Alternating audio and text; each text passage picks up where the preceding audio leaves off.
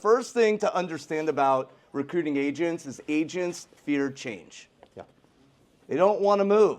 And so when we're outbound, or if we have the opportunity to meet with an agent, they didn't wake up that day and go, oh my God, I can't wait for someone to recruit me. Yeah. And so they don't want to move and they fear change. That's first and foremost to wrap your head around. And you can replace that word agents with people as well. People fear change. It's just something that nobody is naturally excited about unless they themselves are the ones who chose to do it at that point in time. The next is agents are happy and content where they are. Being an entrepreneur doesn't come with a textbook. And so a lot of agents don't know what they don't know because they don't know. And so they're just happy where they are, not knowing that, hey, this next conversation very well could be the conversation that saves their marriage or that gives them more time with their kids. They don't know that, so they fear anything that. Agents are programmed for the reflective no. So all of those little facts kind of piece together into why recruiting can be a challenge if we don't understand how they're thinking. And Jeff kind of hit on this today on the main stage. You remember when he said that you go to a furniture store, you're looking for furniture, somebody walks up to you and says, is there anything I can help you with? You automatically say, I'm just looking. Well, the example that I use is imagine it's Super Bowl Sunday. And or the week before Super Bowl Sunday, and you've been looking for a TV. You know exactly which one you're going to buy. You see it's on sale at Best Buy, and this is the best deal that you're going to get on this TV. You walk through the door of Best Buy knowing damn well you're buying that TV. Somebody walks up to you and says, how can I help you? You say, I'm just looking. But wait, you knew in your mind you were there to buy that TV. So who gets the sale? The person who was standing closest to it. So that's why we have to make sure we're asking, okay, well, what are you looking for? It's not the objection. We have to go and ask just one additional question. If we chose to just ask one additional question with every single person, the amount of doors we would open for ourselves are absolutely insane. And when asking the questions or question, understand that there's two hot buttons with real estate agents. At first, they want more money. And then when they have the money, they want what? More time. So one is lead generation opportunities, and the other is leverage and systems. The two reasons people get into real estate are time and money. The two reasons people get out of real estate are time and money.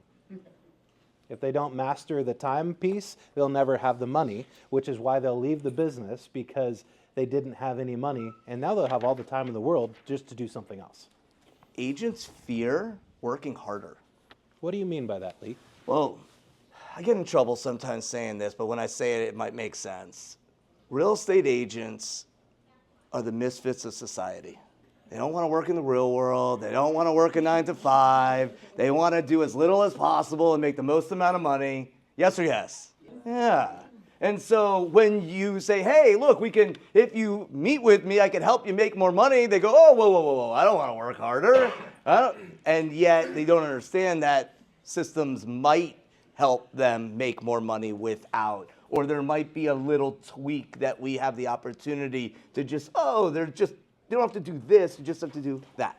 And when you go into talking about they fear working harder, I think for most of them, Lee, that's because they haven't really been asked the important questions.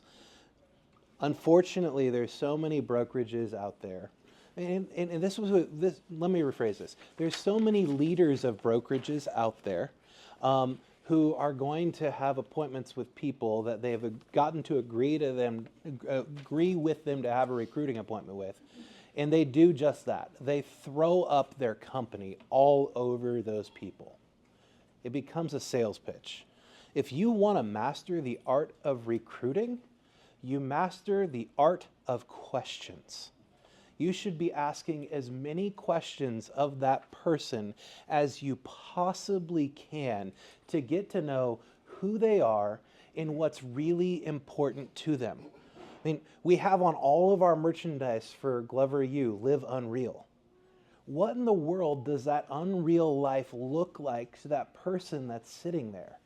And when you can find that out, then you can point them in the direction of what that system or class or training or activity that they need to do to have that unreal life looks like. And then they're much more likely to be willing to do the hard work to actually make it happen. Because there's two things. Have you heard of the saying, logic makes you think, emotion makes you act? Well, if we only focused on the logical side of things, and they only decided that, you know what, that just sounds too hard because it's just a number, it's really not that important. But then we took them over to the emotional side of things and said, hey, do you remember when you said that this is what you wanted to do because it was going to do this, this, and this for your family, and that was so important to you? They inevitably say yes. Is that still important to you today? Yes. Okay, would it make sense to do the hard stuff right now so you can still accomplish that? Your family's proud of you, your wife is proud of you, and you're able to live that life that we talked about. That's the biggest mistake that so many people make in recruiting, is they don't make it personal to the person.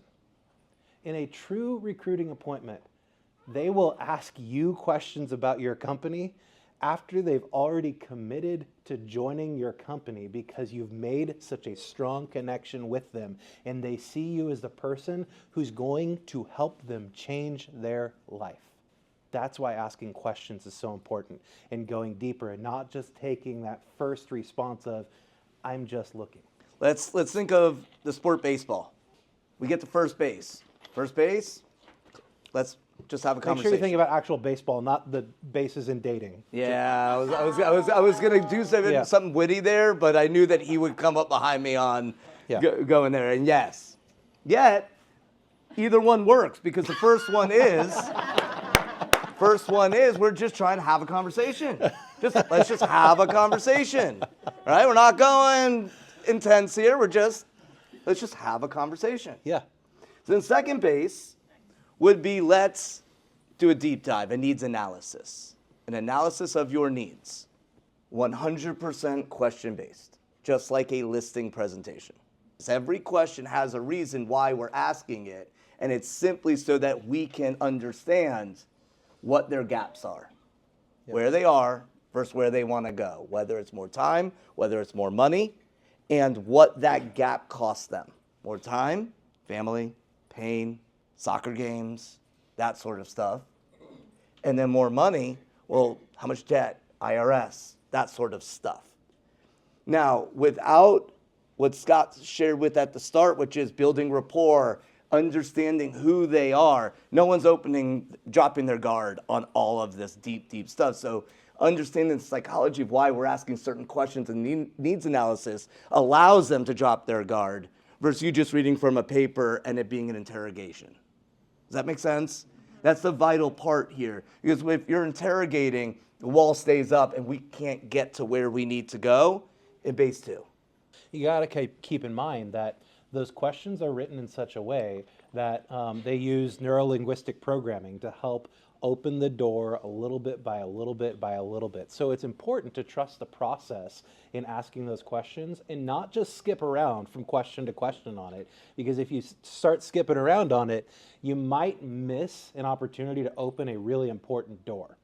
And and that's the other reason why it's important to not just throw up everything that your company has, because what if you miss the one thing that asking the right questions to that person would have caused you to say, you know, actually we have a solution for that. It's fairly simple. Here's what will help you get from A to Z. Whereas if we just went through everything that we have to offer and we forget the one thing, we may have forgot the one thing that was all we needed to talk about that was going to cause that person to realize we're a solution to help them have their life that they've always wanted. And prescription without diagnosis is malpractice. Yep. And that's the purpose of going deep here. The first two bases are so important because, as Scott shared, third base is now diagnosing and solving their problem with your value proposition. So now you are connecting their gap to what your company offers, to what your team offers, to how they can get to, I'm going to say this differently. There's 2 reasons why agents move. 2. Ready? Number 1, where they are can't help them get to where they want to go.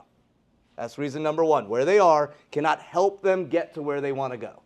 Number 2, where they're going, our company, can help them get there faster. You solve that, It's a natural ending to a great presentation. And I know that we were going to cover this at the end, but it makes way more sense right now when I think about it for us to cover it here. So this right here is part of neuro-linguistic programming. Neuro, the brain, linguistic, how we talk, programming, how we think. Who in here has never heard of NLP? And it's okay if you haven't, it just means that I'll go deeper. So everyone here you have not. Okay, so Star Wars fan? No? All right. So in the 1970s, a group of psychiatrists and psychologists followed the world's best and for several years and watched how they treat and communicate with their patients. And they formed a language in the mid-70s called neuro-linguistic programming. And it's the study of human excellence. NLP is the study of human excellence. Tony Robbins, right? People pay a were, lot of money for him. We were at an event last year, and grown people in suits were moaning passionately. And it was like, wow, he is in their head. And then we went to the event. No, I'm just kidding. Right, and then we went. And because he's in there. Neuro-linguistic program allows you to get in there. And when it's done correctly, you're in there without them even knowing you're in there.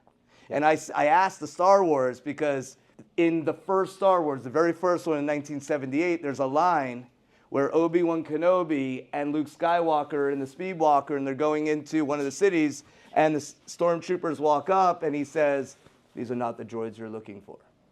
And they go, "These are not the droids you're looking for." And they went in. That's NLP. Yeah.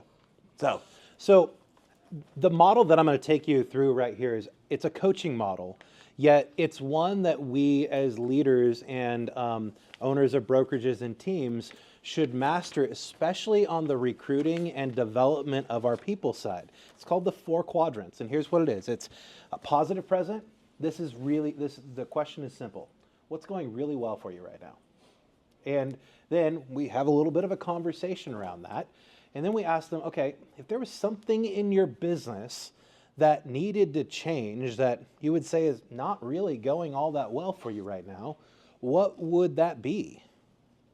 And spend a little bit of time around, okay, tell me more about that. Why do you believe that that's what it is that is holding you back in your business? And develop the conversation around it. Now, what most people in recruiting and leading people will do is they'll jump directly over to, I've got just the thing. I've got just the thing that's going to solve all of your problems. However, truly talented people who want to actually help people make a difference will go one step further to a place where most people don't because it's uncomfortable.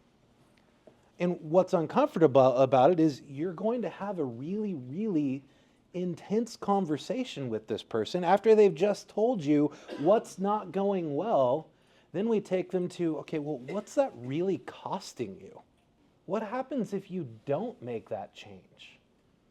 Who's depending on you to be more successful in this area?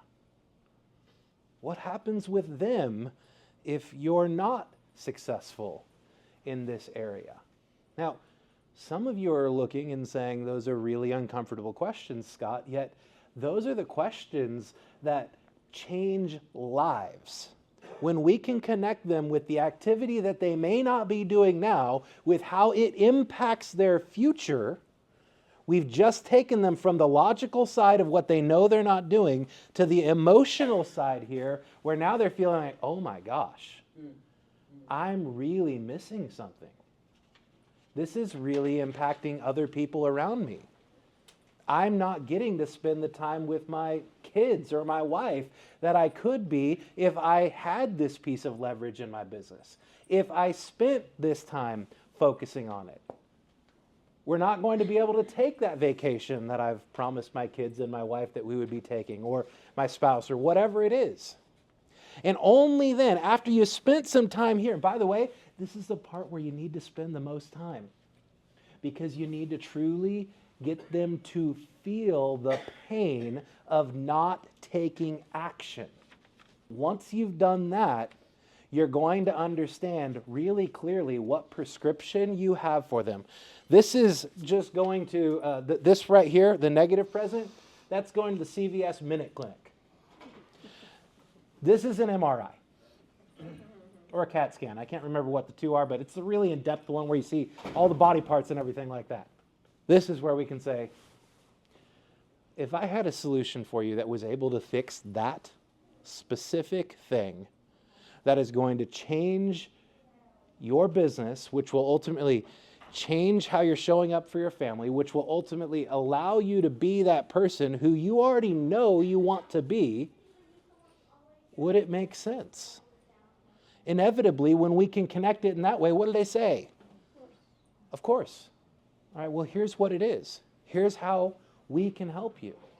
We all may believe that that's exactly what the problem is, and that's why we do the needs analysis, because if they're telling us that that's the biggest problem, but the needs analysis is pointing us in a different direction, we may go and say, hey, yeah, that may be what you're seeing right now. You think that's holding you back, but could it be this? Or if you feel like that's not the biggest thing, if it were something else, what would it be? By the way, something that I learned that you can use with your kids as well, or your spouse if there's something going on and they say, well, I don't know. Great question to follow up that with is, if you did know, What would it be? what would it be? Or if you also have that issue of choosing where you're going for dinner, I don't know is not a restaurant, right? But I learned this on TikTok. When you're getting in the car, you just look at them and say, guess where I'm taking you for dinner? And then they tell you, and you drive to whatever place they just said. These are not the droids Yes. you're looking for. Yes, exactly. That is freaking NLP. Yeah, Yes. of course it is. Yes, it works. My wife is caught on now, so it doesn't work forever. So you got to mix it up. So you got to But- keep coming training. Look, this model right here is one that we as leaders have to get really, really, really good at, because this changes lives. This connects people with the pain of not taking action so that we can help give them that prescription that is going to allow them to see the results that they're looking for. So which box of the 4 is the most important box? They're all important. You can't do one without the other, but you have to spend the most time in 3. And it will be the most uncomfortable.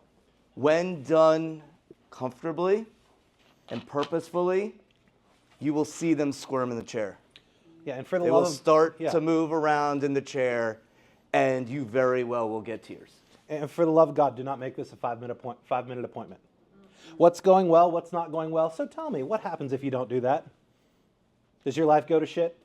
You got to spend the time developing the rapport, following the needs analysis process that leads you into where you need to go. Because that needs analysis process, guess what? It's already walking you through this.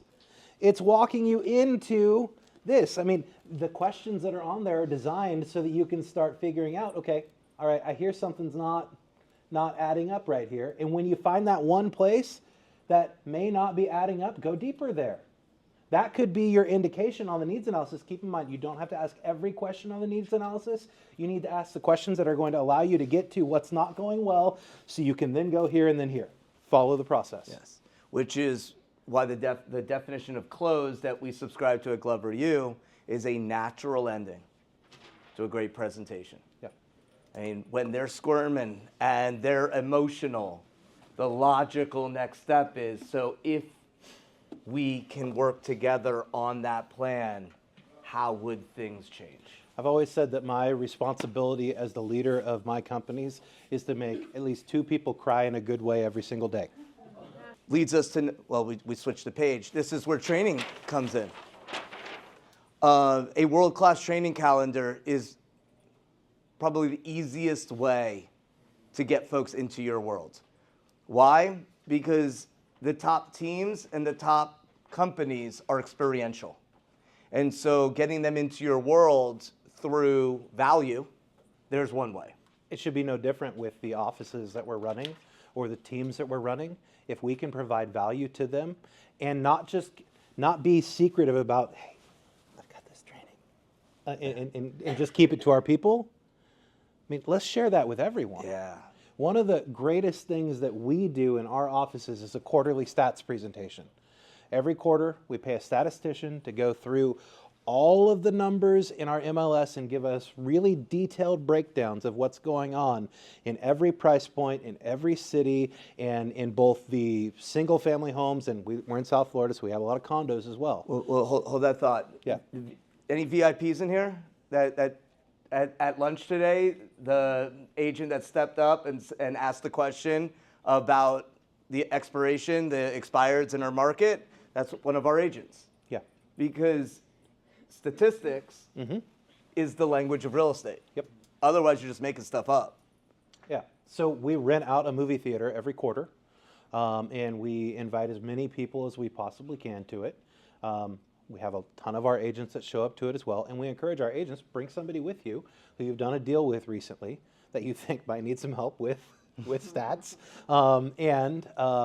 That is one of our greatest recruiting resources by doing that every single quarter, just making an event out of it. I mean, just like we encourage agents to do events and have buyer seminars and listing seminars and things like that, we've just got to do the exact same model for ourselves and invite people to it, not just make it a secret event. Your agents are going to be your number one source. Number two is your cooperating agents. Any agent that you're doing a transaction with or that your team is doing a transaction with, it's the easiest call as the leader to just vibe with. Yeah, here's the best call. As soon as you see that one of your agents goes under listings goes under contract, pick up the phone, call your agent and say, hey, I was just curious. I saw you went under contract this weekend. Congratulations. Who's on the other side of the transaction? And as soon as they tell you, pick up the phone and call that person and say, hey, it's Scott Toller. I'm the owner of the office over here. You're doing a deal with so-and-so right now. I just wanted to give you a call and say, hey, thanks so much. And if for any reason you can't get a hold of them during this transaction, don't hesitate to pick up the phone and give me a call. I'm here to help. Guess what? That's a call they've never gotten from another broker, I promise you. And it makes them feel comfortable because you're not making that about recruiting at all. You're just saying, I'm here to help. The recruiting conversation, the opportunity is going to come after the close of that transaction. And that call after the transaction closes is, hey, it's Scott again. I see that it closed. I just wanted to check in. I'm always wanting to help our agents be better. Is there anything that stuck out to you about this transaction with Lee? Almost always it's going to be positive stuff. Hey, if there was let's be real, if there was anything that I could coach Lee on, what would it be? I want to help them be better. Lee feels value from it because I go back to Lee and I say, hey, Lee, they had amazing things to say about you, yet I asked them if there's one place that you could improve, and this is what they said. So I had a conversation at lunch today in the VIP with an agent. It's somewhere in Michigan. And we're just having small talk conversation at lunch. And she said, when I get back, I have a lot of work to do because I'm changing companies. And I said, interesting, how did that come about? And she said, well, where I was had a bunch of drama, things going on. Not in a real estate office. Yeah. And then she said, I got a random call from the broker and it was just perfect timing and I'm moving over. And this isn't just a 10 transaction agent. Because that was my follow-up question. So what's your business look like? And she's like, look, I just was afraid to make the move. And then this was just the nudge. And so we can't judge kind of what and why or when they're going to be ready. And we didn't touch on this. The key in recruiting, well, I did touch on it when you were throwing that little shade about the bases. You date. The whole key to recruiting is dating, which is the first base. Just date until there's a problem. And then when there's a problem, you just want to be the first choice. And so that first choice might happen that they finally take the needs analysis conversation, or it could be that you did the needs analysis conversation, they just didn't have enough pain until somebody messes up. And Jeff made a really good point on stage the other day. There are a lot of our companies that have big events that some of those people that we are dating or having those conversations with will never agree to go to because the moment they're seen at that event, it gets spread like wildfire. But if they come to something like this that is broker agnostic and open to everyone, but you're the reason they're here, for them, they've connected it to you, but to the rest of the world, they're just showing up at an event that's adding value to them. Recruiting and selling real estate are so intertwined. We already talked about the listing presentation, the coordination of the value of that. The key to follow-up, the key to a database is just one thing: emotional proximity. The definition of emotional proximity is simply this: whoever is closest to a lead when they are ready to do business. When they're standing next to the TV, they already know they want to buy. They're ready to make the move. Whoever's closest to the lead when they're ready to do business gets the sale. And so the whole purpose of the co-op call is to get them into your world so that you can follow your system, so that when something happens, you are in emotional proximity. You're the first person that they reach out to, versus you trying to hit the home run on some cold call that at that moment no, we're just getting them into our world, and then it's dating. Do we have a database touch plan Of for the value. people, that is adding value, a database touch plan to those people who we want to be in business with, that we are having that dating conversation with, to keep them in emotional proximity with us, and is just dropping items of value month after month to them? And it doesn't have to be overwhelming value to them. It's just something that lets them know, hey, I see you, I'm paying attention, I care about you. If anything changes, I'm here to help. When you do the recruit and the train, you will retain them, especially if you spend time here on the training based upon what you're learning about them. And don't forget, you need to re-recruit the people that you're in business with from time to time as well. And what does that look like? It looks like you going and having this exact same conversation with the people you're already in business with. Because when you have this conversation with the people that you're already in business with, it's going to help you figure out the training that you need to bring to your market center or to your office or whatever it is. There's two different kinds of training we have to have on our calendars at all time. Timeless training are those things that we know to be true that are never going to change in real estate. Scripts and role play, that's something that we should always be doing. And the other category is timely training. The timely training is going to come from you having these conversations with people about what the struggles that they're actually going through are, that you can then bring into your organization that is going to help them bridge the gap. I want to add one more thing to that, because it correlates with it. We cannot teach fearful tactics to fearful people. We can't teach fearless tactics to fearful people. We cannot teach agents to just grind on the phones if they're absolutely afraid of the phones. So step number one would get their mind right to then move over to something that they're afraid of. The only reason that an agent won't make calls is they're afraid of what to say. You got in the business to make money. They're not making money. There's a way to make money. So why aren't you doing it? Because I'm afraid. You can't logically teach someone to do something they're afraid of doing it. And this is where this conversation right here comes into play of what do they have to lose? Yeah. Because if they have something bigger to lose than what it is they're afraid of doing, they're going to take the action on what they're afraid of, because this is more scary. Yeah. Yeah. So pivoting over to training, Sales Rocket coaching. And while we're on the Sales Rocket, when I shared up there on the stage today that our listings in our offices were up 70%, like, that is no lie, guys. I can go back and look at exactly what it was. And those months, the 3 months following us all doing Sales Rocket, we brought it in live. That is an option. You can bring in Jeff or one of the other instructors. Taylor actually came out and led one of the sessions for us. If you can get 40 people together to take Sales Rocket live, it will change your world too. The digital version will also change your world. You're just going to have to add a few extra layers of accountability that you do at a local level around it. Yet if you can get 40 people together, if your brokerage is big enough or your team is big enough or you want to partner with a couple of other teams to bring it in live, it is one of the best things that you can do, because it's going to help bridge the gap between those fearful people and the fearless tactics.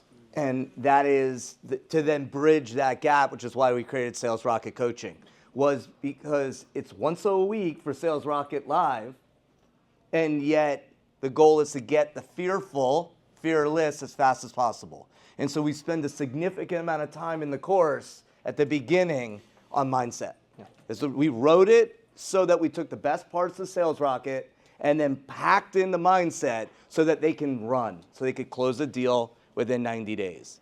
Because you can't teach fearful people fearless tactics. So we wrote it and created it, and we can't wait to roll it out. But it's also could be part of your training calendar. Could be part of your onboarding. So yeah, let's get into retain. Yeah. Recognition, growth. Remember the reason that agents move, where they are can't help them. Let's not make that our team or our brokerage. Our brokerage can't help them. Well, that's our training calendar. That's knowing what our agents need, because we're doing needs analysis, we're doing coaching, we're having care calls to know exactly where they are. We're looking at their numbers, tracking where their business is, and providing learning opportunities for them to plug in so they don't go somewhere else. The two top reasons people leave a brokerage is, number one, they don't feel valued, and number two, they're not producing what they believe they should.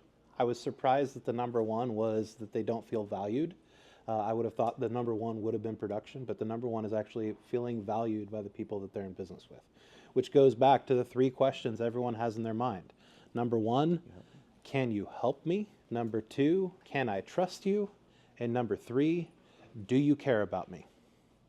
Those are the three questions everyone has in their mind that they don't ever really say out loud. We just have to answer them in ways that take care of them.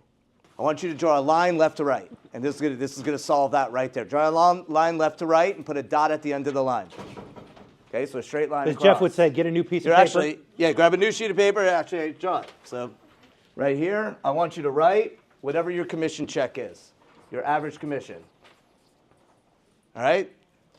So this line represents the life cycle of a lead, the day you get paid. This line right here represents the moment somebody raises their hand and says, I want to buy or I want to sell.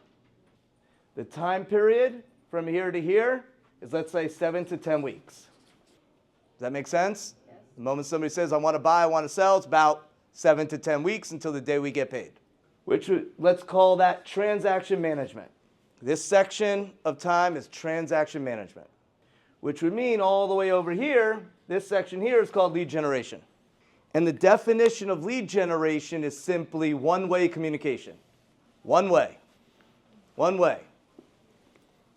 And so I would challenge you to think of a bicycle wheel, and what are your ways that you have one-way communication?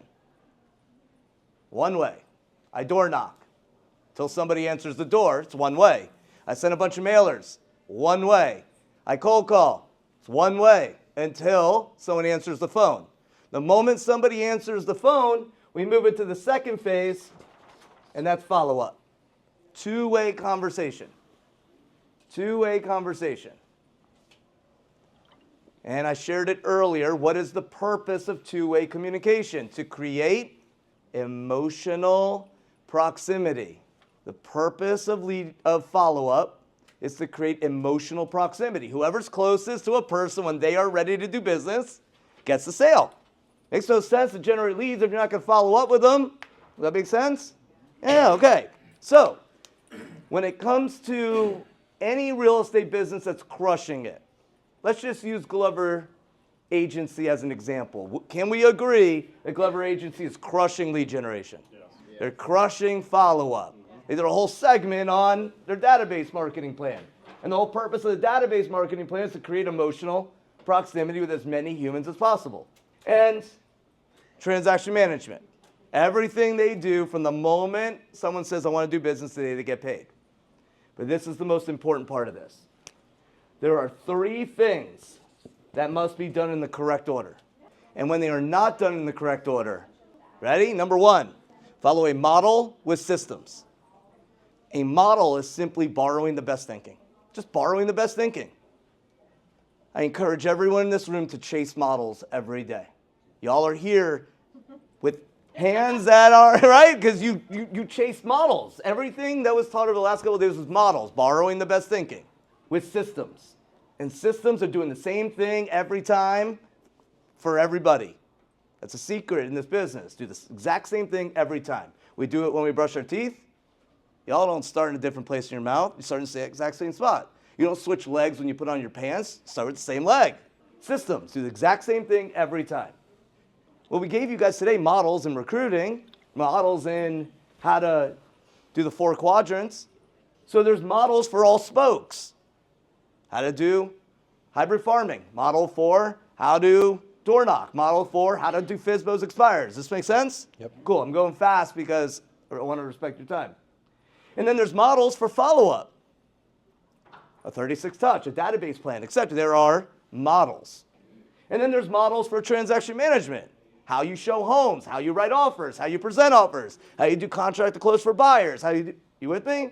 Long answer, but I'm giving you the answer. Once you have models and systems for everything, then, and only then, do you bring technology into your world. You see, technology's job in our business is just to do 2 things. 1, just make things easier, and then allow you to scale.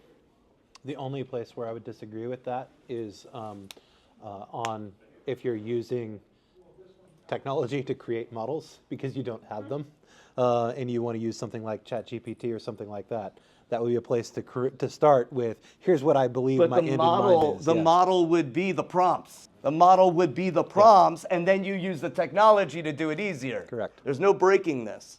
Technology is number 2, and the purpose of technology is to just make things easier and scale. And I'll give you guys a prime example. Anyone have 0 emails in their inbox? I do.